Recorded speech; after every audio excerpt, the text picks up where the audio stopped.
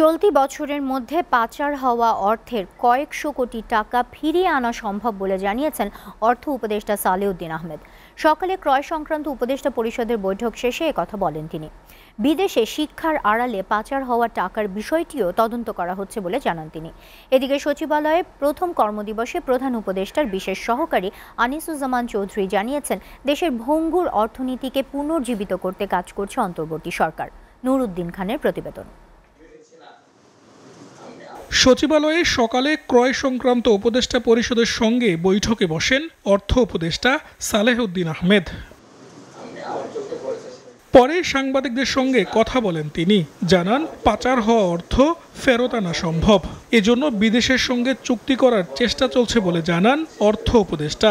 অনেক সময় দেখা যায় যে একদম হয়তো বড়দের 12 জন 11 জন দিয়েছে, তাদেরকে যদি না নিই আরও 200 কোটি টাকার বেশি অনেক আইডেন্টিফাই করা হয়েছে, সব মিলে হয়তো আমরা আনতে পারবো।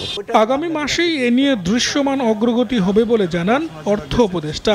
বলেন, বিদেশে শিক্ষার আড়ালে পাচার হওয়া টাকার বিষয়টিও তদন্ত করা হচ্ছে।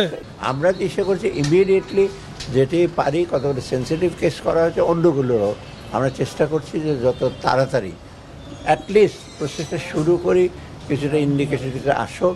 এই জন্য আইনের কিছুটা সংগ্রহ, আইন মানে কি কিছু যে এগ্রিমেন্ট করা বিদেশের সাথে এগুলো করবো, এবং এটা আপনারা নেক্সট মান্থে আরেকটু বেটার জানতে পারবেন।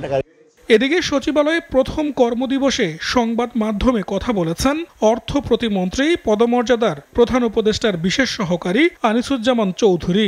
বলেন, দেশের ভঙ্গুর অর্থনীতিকে পুনরুদ্ধার করতে কাজ করছে অন্তর্বর্তী সরকার। এই অর্থনীতির অবস্থা খুবই ভঙ্গুর, এটা বুঝতে আপনি বুঝে নেবেন। কালকে প্রধান উপদেষ্টা বলেছেন গাজার সাথে তুলনা করেছেন উনি, এখান থেকে বুঝে নেবেন আপনারা। আকলবান খেলে ইসরাই কাফি। পাচার হওয়া অর্থ ফিরিয়ে দিতে প্রধান উপদেষ্টাকে বেশ কয়েকটি দেশ প্রস্তাব দিয়েছে বলেও জানান আনিসুজ্জামান চৌধুরী। ওনারা নিজেরাই অফার করছেন সহযোগিতার, এটা সেই জন্য আমরা ওইটা তো দ্রুত কাজ করছি, ইনশাল্লাহ আমরা সফল হব আমরা আশা করি। নুরউদ্দিন খান, এসএ টিভি, ঢাকা।